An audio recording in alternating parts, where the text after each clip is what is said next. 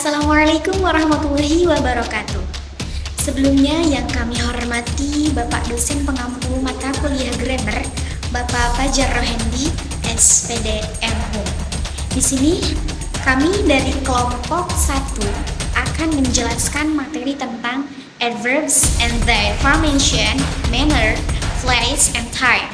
Baik, untuk memulai materi, saya Sridanti. Di sini saya akan menjelaskan materi tentang pengertian adverbs. What is an adverbs?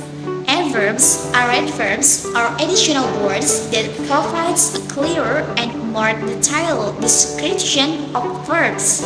Adjectives are other adverbs. Some adverbs can also modify phrase, clause, or even modify answer sentence.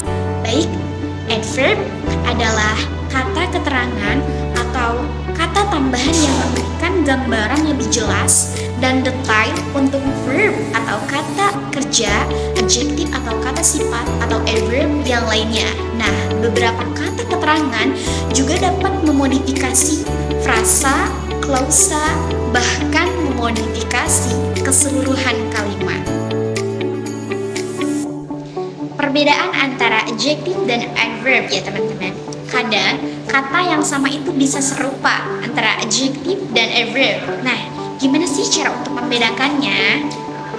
Penting ya teman-teman untuk melihat konteks ketika ada penambahan all atau kata most or more yang menyertai sebuah kata. Nah, lihatlah kata yang diterangkan. Jika kata yang diterangkan itu adalah noun atau kata benda, maka kata itu adalah adjektif. Sedangkan jika kata yang diterangkan adalah verb atau selain noun, maka kata itu adalah adverb. Nah, kapan sih adverbs ini tuh digunakan? Seperti pada penjelasan di atas ya teman-teman. Adverb itu berfungsi untuk menjelaskan kata kerja, kata sifat, sentence, noun frase, atau adverb yang lainnya. Jadi, kalau kamu bertanya kapan sih adverb ini tuh harus digunakan?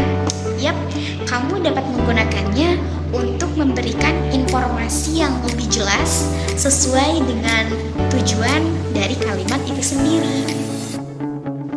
Ciri-ciri adverb. Number 1, menjadi keterangan tambahan atas suatu kata atau kalimat. Number 2, bisa diletakkan di depan, belakang, atau terpisah dengan kata yang dijelaskan. Nomor 3, umumnya adverb itu berbentuk adjektif atau mempunyai kata tambahan, akhirnya itu all.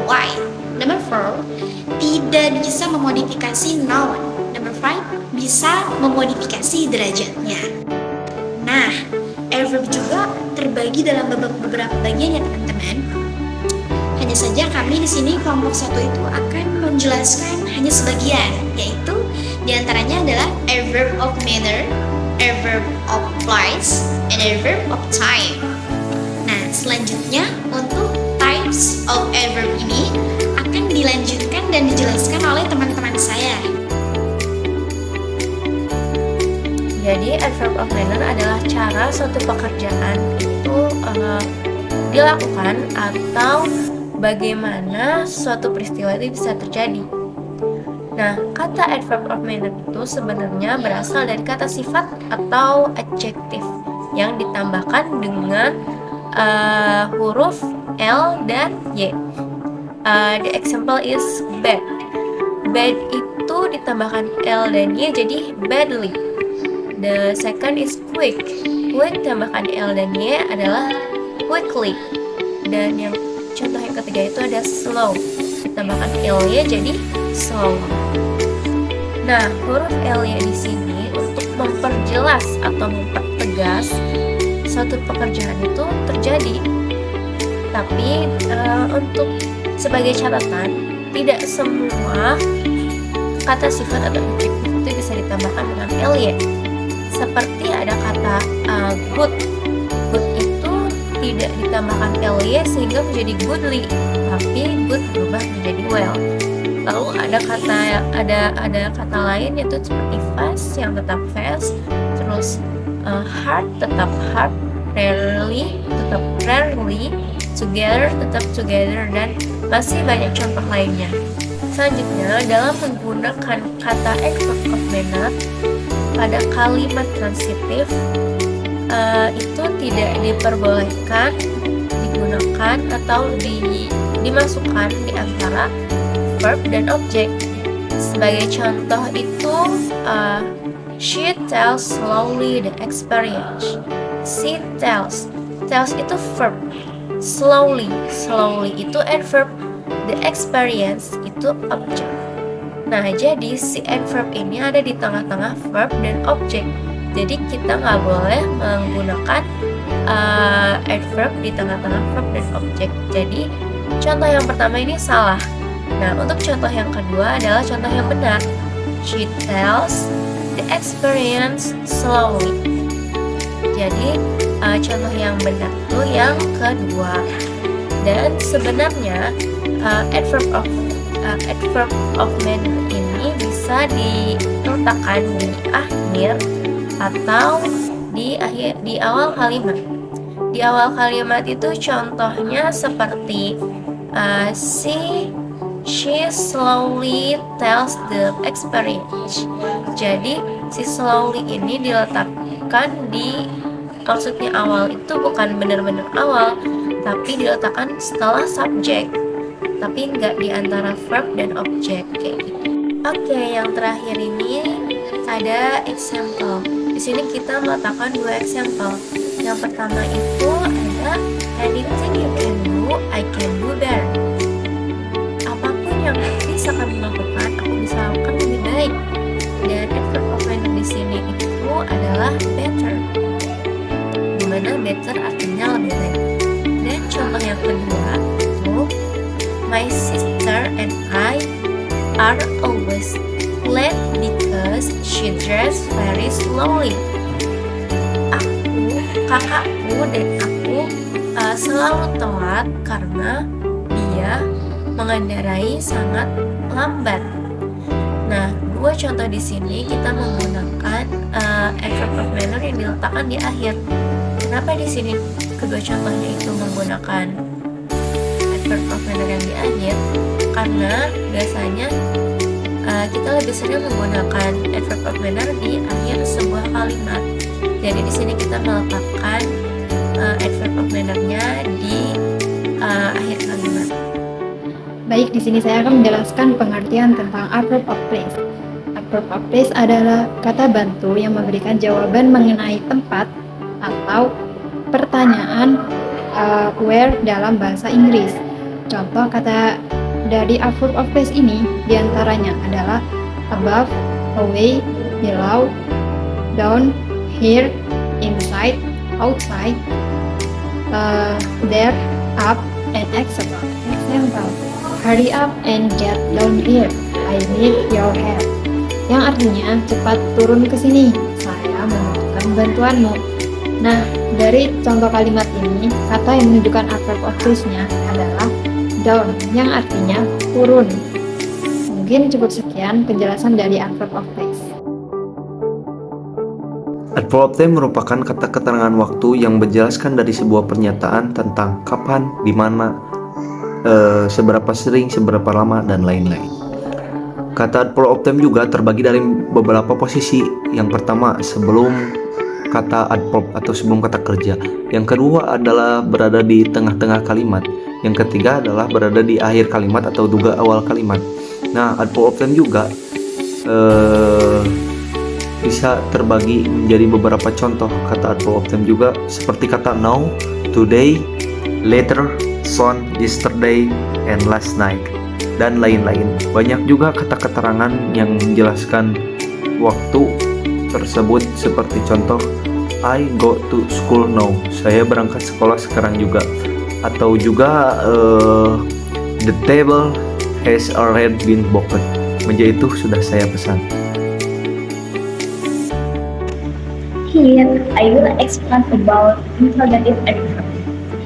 Sesuai yang telah teman saya jelaskan tadi, bahwa adverb merupakan sebuah kata yang berfungsi untuk menjelaskan atau menerangkan verb, kata kerja, juga adjektif, kata sifat dalam sebuah kalimat. Lalu, What is interrogative adverb? Nah, interrogative selalu berhubungan dengan kata tanya. So, tentu saja interrogative adverb akan selalu berhubungan dengan kalimat tanya.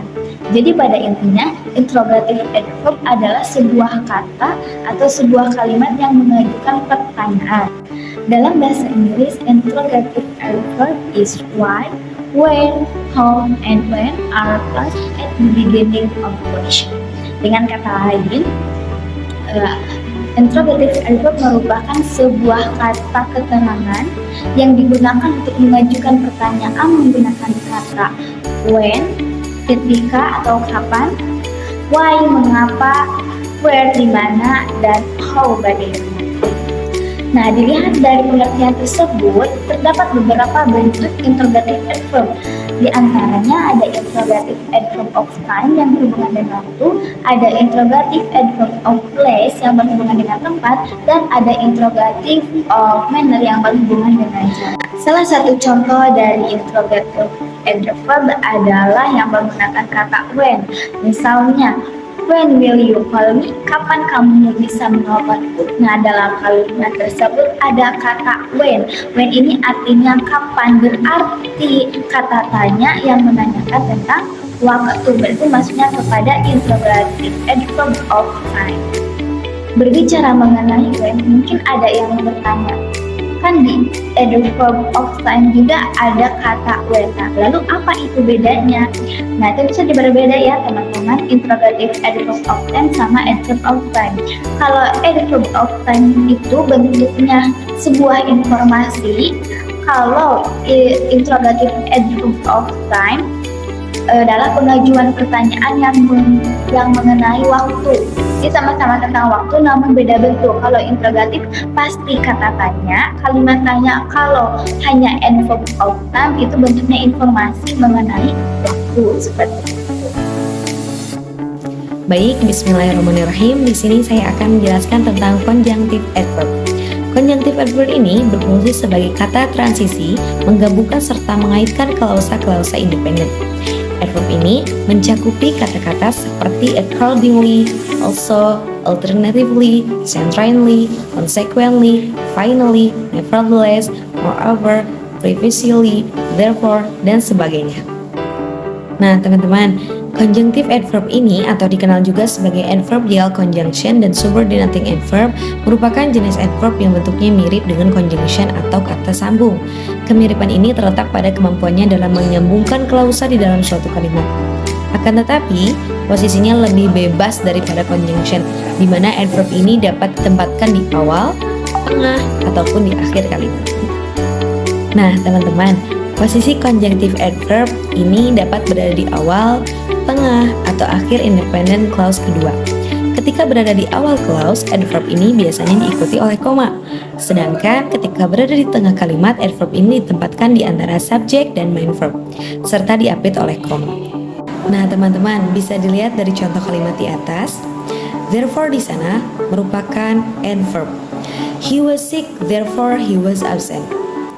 Dari kalimat tersebut, therefore termasuk adverb yang berada di awal kalimat, maka diikuti oleh koma. Jadinya, he was sick, therefore, he was absent.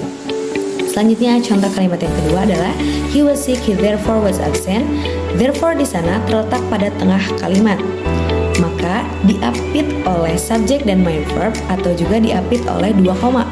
Jadinya, he was sick, he, therefore, was absent. Selanjutnya, contoh kalimat yang ketiga adalah he was sick, he was absent, therefore. Therefore di sana terletak pada akhir kalimat, adverbnya terletak pada akhir kalimat. Jika terletak pada akhir kalimat, maka adverb tersebut tidak diikuti oleh koma dan juga tidak diapit oleh subjek dan main verb, juga tidak diapit oleh dua koma. Mungkin sekian yang dapat saya presentasikan.